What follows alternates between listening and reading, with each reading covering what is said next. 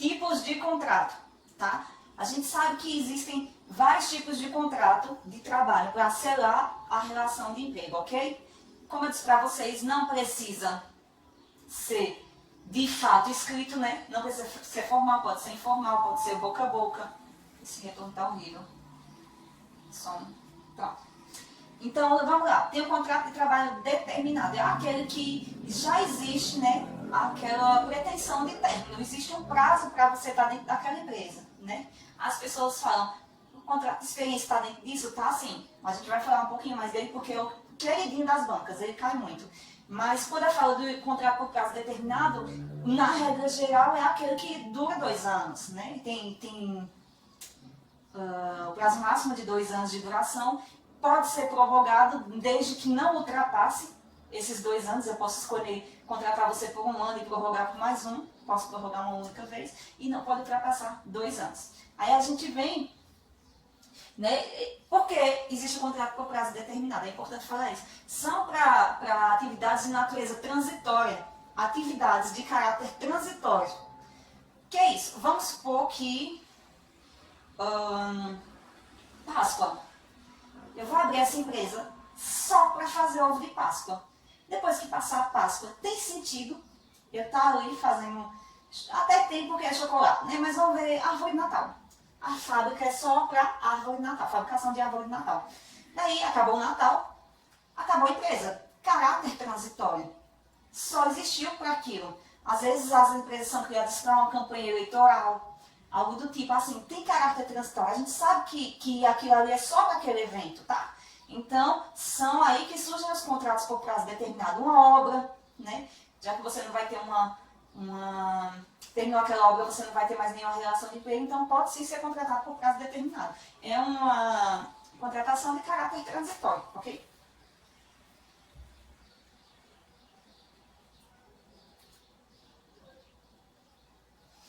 E aí, como eu disse para vocês, o contrato de experiência está dentro dos prazos determinados, né? O contrato de experiência é aquele que a gente sabe que tem 90 dias, né? Assim que a gente entra na empresa, quase todo mundo pode ter 10 anos de experiência como vendedor, vai entrar na empresa nova, contrato de experiência. E aí, o que é que eles fazem? Você tem ali até 90 dias de contrato para provar que você, ou você vai se adaptar à empresa, ou a empresa vai se adaptar a você. Nessa relação, né? Como eu disse, o prazo máximo são 90 dias, mas ele pode ser blocado, feito outro. Você pode botar 45 mais 45, pode botar só 30, pode botar 30 e 30, desde que não ultrapasse 90 dias e desde que não prorrogue mais do que uma vez. Contrato intermitente. A gente vai para o parágrafo 3º. Considera-se como intermitente o contrato de trabalho no qual a prestação de serviços com subordinação não é contínua, ocorrendo com alternância de períodos de prestação de serviço e da inatividade, determinando horas ou meses, independente do tipo de atividade do empregado ou do empregador, certo? É aquele contrato que ele não tem habitualidade, né? Ele tem e não tem. A CLT, há um tempo desse, ela veio especificando o que é o contrato intermitente em questão de quem trabalha mais de 3 vezes na semana. Aí, ainda é intermitente, passou 3 vezes, já é considerado contrato determinado, contrato normal, ok? Então é basicamente para isso. Quando a gente fala de prazo indeterminado, é a regra geral da CLT, o que todos nós conhecemos, né? Que é quando nem o empregador nem o empregado determina o prazo fim para aquela relação de trabalho, né? É algo que é mais duradouro. Não existe a intenção a priori de romper o contrato. Então é por prazo indeterminado, ok? A gente vai precisar falar também, gente, sobre as causas de suspensão e interrupção da relação de trabalho. A gente volta já já no próximo bloco para não ficar muito extenso o vídeo. Contrato de trabalho, casos de suspensão e interrupção, caem demais também, tá? Existem alguns momentos em que a gente pode faltar ao trabalho, né? Suspender as nossas atividades sem prejuízo da nossa remuneração, tá? São os casos de interrupção, de suspensão do trabalho. Por exemplo, Para não enrolar muito, eu fiz esse quadrinho que vai aparecer aí na tela para vocês. Espero que todos estejam vendo. Enfim, a gente vai lá para os casos de suspensão. Suspensão são aqueles em que eu recebo, né, continuo recebendo, mesmo não estando no ambiente de trabalho. São eles: doação de sangue. Quando eu vou doar sangue, eu tenho direito a um dia de folga e esse dia não pode ser descontado no meu contra-cheque, ok? Por isso que é suspensão. Veja que está recebendo, ok? Vá memorizando isso. Alistamento eleitoral. O dia do alistamento, né, quando você for se alistar, você tem até 2 dias de folga para se alistar. Também não são descontados no teu contra-cheque. Exigências do serviço militar. Para você cumprir as exigências, quem é homem sabe, né, que teve que servir, tem um dia que você vai cortar cabelo, tem um dia que você vai levar documentação, tem um dia... Esses dias aí você não pode ser descontado no seu contra-cheque. Agora prestem atenção, porque o cumprimento das exigências é diferente do serviço militar obrigatório. Quando eu estou no serviço militar obrigatório, que são aquele período que eu fico recluso lá no quartel, então aqueles dali eu não estou recebendo, eu fico sem receber ali, ok? Já quando eu estou indo só apresentar a documentação, eu continuo no meu trabalho, então é suspensão. Fui fazer o cumprimento das obrigações, é interrupção. Fui cumprir só os requisitos, é suspensão, ok?